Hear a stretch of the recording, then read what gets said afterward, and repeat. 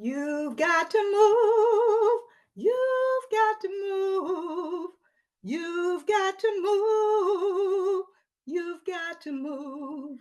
'Cause when the Lord gets ready, you've got to move. It was dark, so dark, the kind of dark that forces you to walk by instinct as well as faith. Emma could not remember it ever being so dark at the end of harvest season. She wondered if this was a bad sign. Her mind raced back to another time of uncertainty and fear. When she was 16, an orphan, working in the fields around Elgin, Texas. One day she saw this man ride up on the horse. She had no idea that this would be her husband, but she knew she had to move. Taking a deep breath, she took heart and summoned all the courage she had. She knew two things for sure: the moon would rise and the sun would not catch them in Brazoria County, Texas.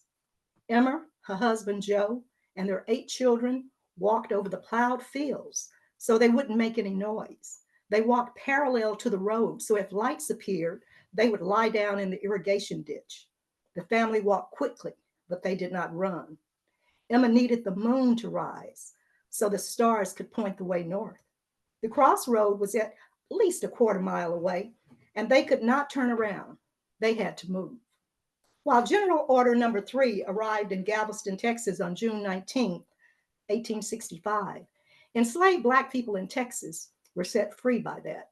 But 69 years later, a migrant family of 10 was trying desperately to free themselves from the quicksand of sharecropping and the hell that was Brazoria County, Texas. Now, you're probably wondering how they got into this situation. Well, first of all, the Great Depression of 1929 drove the family out of the Dallas-Fort Worth area into southwestern Oklahoma.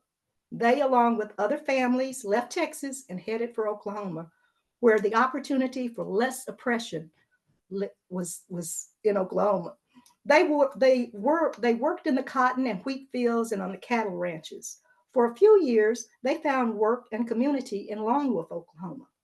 Then in 1934, the Dust Bowl swept all of the dirt in Oklahoma all the way to California. Once again, all Emma and Joe had was each other and 8 children. Their labor was no longer needed, and they had to move. The Dust Bowl drove them back to Texas, but this time to an unfamiliar place. Emma had heard of the Varner Hog Plantation. At one time, it had been the second largest holder of slaves in Texas. Emma was certain the conditions were not for living, but for slaving. Each day it became clearer that they were dependent, isolated, and under threat. The children were coming down with endless fevers and infections.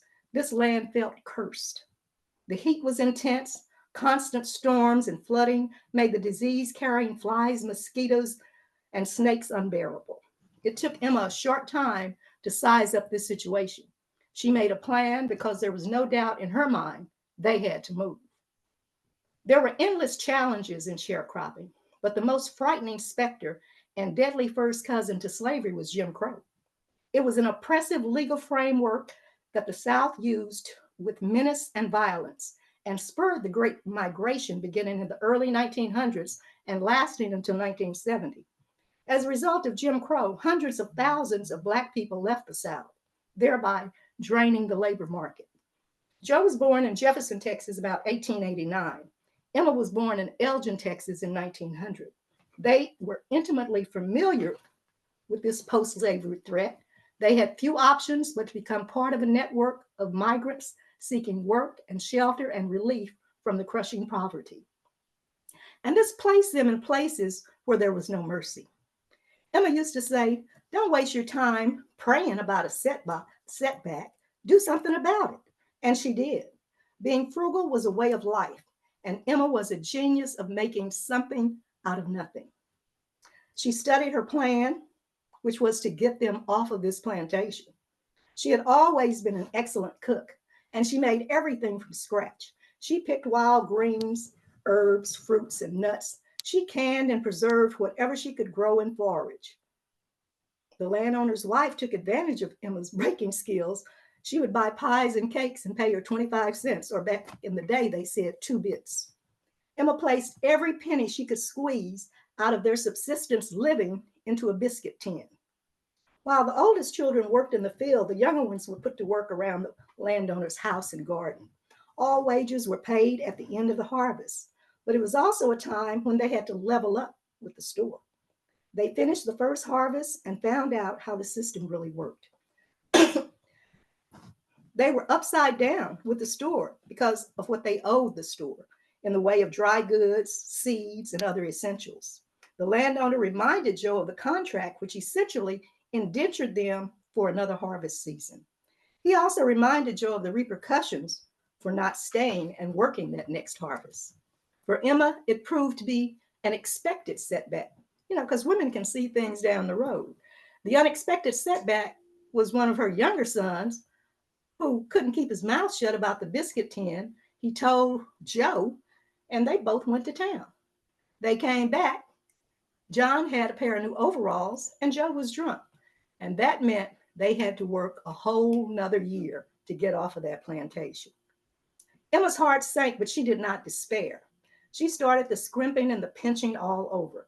This time she was careful not to let anyone know her hiding place until she could get all her ducks in the row. Surviving another year of planting and harvesting, Emma had no choice but to step out on faith. Because of her faith, she had named each child after a character from the Bible. Because of her discernment, she was certain her youngest children would not survive another cold, wet winter in Brazoria County, Texas. It was November, right before Thanksgiving of the second year. The second harvest was over and the cotton had been sent to the gin to separate seeds. Emma knew they would be in the hole once again, so she doubled up on her cooking and pulled out all the preserved foods from the previous summer. She told Joe and the children it was all for Thanksgiving. One night, when she was sure everyone was sleeping, she pulled out a cloth bag from the bottom of a flour sack. Quietly, she counted out the money. Would $72.13 be enough to buy a car? Remember, this was 1934. She tied the money up in a handkerchief and trusted her spirit. Her oldest son, Paul, was only 15, but she sent him to town to see what he could find. He found a car. He paid $50 for a 1925 Model T, which cost only $250 10 years earlier. The farmer was on hard times and sweetened the deal by throwing in a trailer. Paul did not want to haggle with him because he didn't want to be questioned. He was just glad he got the car. He drove the car and trailer out of town and hid it in a cluster of trees a mile from the crossroads. Emma planned to leave the Saturday night after Thanksgiving. The landowner and his wife would be visiting relatives, and they always slept late on Sunday.